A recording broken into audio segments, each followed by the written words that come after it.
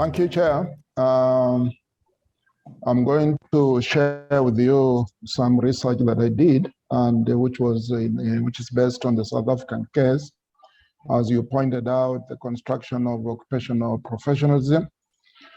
And in this particular case, I will talk about first about the purpose of the research. We sought to identify and explore the construction of professionalism among the business rescue practitioners.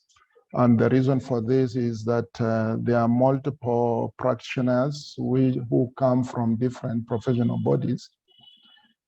And it turns out that the occupation itself is regulated, which is different from what has been known as internationally as the turnaround management strategy. Now, being regulated and drawing from practitioners from different professional bodies that were already existing created some concern in terms of licensing and ensuring that indeed the intended professionalism is being evident from the practitioners themselves. The key guiding questions in this particular study was how professionalism is constructed given the multiple professional body landscape, and what sort of dimensions of professionalism can one elicit from those particular multiple professional bodies, 13 of them in number, and the paper contains a table on the listing of those particular professional bodies. The question, of course, becomes important given that there are legal requirements for these practitioners who do business revival, or call it turnaround strategies, to be recognized and to belong to a professional body. And obviously, belonging to a professional body can be interpreted, not obvious, but it can be interpreted to mean that business rescue practitioners can demonstrate professionalism when they are members of the professional body. And therefore, that's why we decided on trying to examine how is it constructed in that case.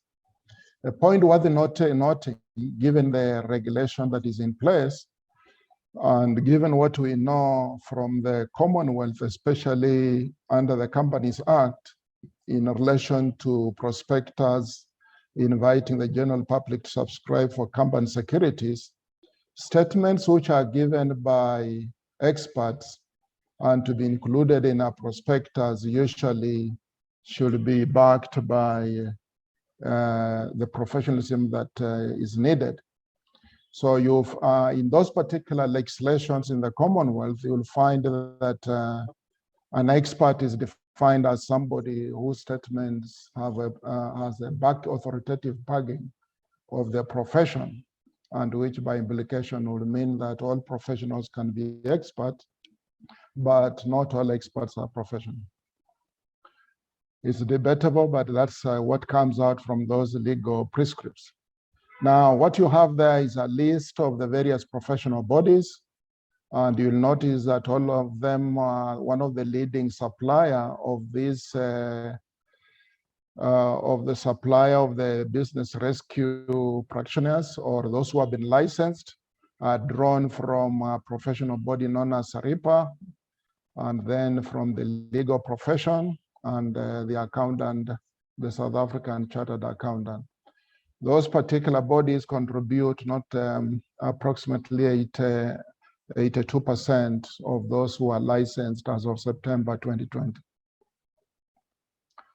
So now, given that multiple, that's what I'm referring to in this paper as a multiple professional body. It's not one single professional body that is playing within a particular occupational area, but the supply of the expertise is being drawn from different professional bodies within the business law and management disciplines.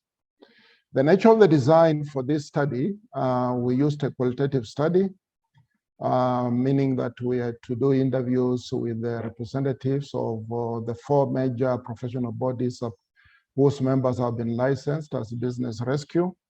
We did a content analysis of not only the literature, but the code of professional conduct of those particular bodies. And then after doing that, we looked at the literature, given a certain construct that were coming from professional bodies, to see what's available in the literature and then synthesize that information. The results show that the construction of professionalism is linked to services rendered and competencies. What's expected is at a certain level of services that is already regulated and defined within the legal prescripts and the associated regulations. And therefore, what the regulator was trying to look for is the competencies, and those who are deemed to be competent could only be those who have been subjected to professional certification rigor. The existing licensing regime, of course, encapsulates the increase in the importance of the multiple landscape, and this leads from the conventional practice whereby practitioners are drawn from a single professional body. The findings show that there's a total of plus minus 90 separate notions of professionalism, which were identified from special scholarly articles. We synthesize that in relation to the code of professional practice and the results of the interview that we got to get some key themes. Those particular themes, or which relate to the construction of professionalism, they can be divided into four. That professionalism can be defined in relation to the clients being served, and in the case of business rescue, it would mean the rescue candidates. The practitioners themselves would need to be also exhibit professionalism when they are dealing with their professional body that certified them. And the other thing is that they have also to demonstrate that when they are dealing with the government and the regulatory agencies. Fourthly, of course, there's the element of managing yourself as you derive the essence of the occupation. The implication of this, but before I go to the implication,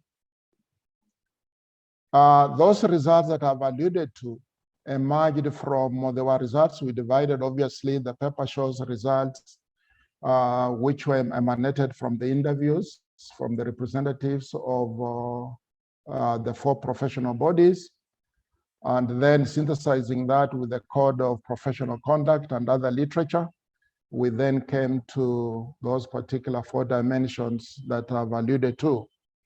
And what do we mean by dealing with the clients? That theme is about the practitioner fulfilling the work requirements, the standards of work, the status, and the specific nature of the service that is regulated. And then obviously dealing with the regulator and being able to manage oneself in the course of performing the work. Now, the practical implication of those findings is that first, there's a fragmented construction, and the themes we have talked about comes together when you try to relate the different sources of data that I've alluded to. That fragmentation, therefore, implies that we may need for that particular occupation, given that is already regulated, to have what I may call a professional accreditation framework. The findings of the study are useful in the integration of entrenched practices already of learning. There are certain pockets of an entrenched system of learning and certification that can be used to create the professional accreditation framework, and therefore have a coherent framework of managing the desired professionalism in that particular situation. There were limitations of this study given the duration and given the type of data used and the questions answered. Currently in this study, we did not interview the 360 licensees who are licensed in the category of junior, senior, and experienced. I think that's an area that will need exploration beyond just dealing with the representatives at the professional body level. The detailed interview, if we are going to interview them, we may need to use integrated data collection procedures, and some of them should tap into trying to find out the practices of that particular occupation, using interview to the double technique, doing a purposeful interpretation of the legal prescripts. What was the intent of the policymakers in regulating that particular occupation? We did not examine the extent to which professional bodies vary in the ways they practice business rescue management, and especially how it's reflected on the global scene. And then how professionalism can be enacted comprehensively through experience and through communities of practice is a matter that was not explored and can be explored in future. I thank you for that, and for further conduct, I have those details of the two researchers shown on the presentation and on the actual paper that is given to the conference. Thank you, Chair.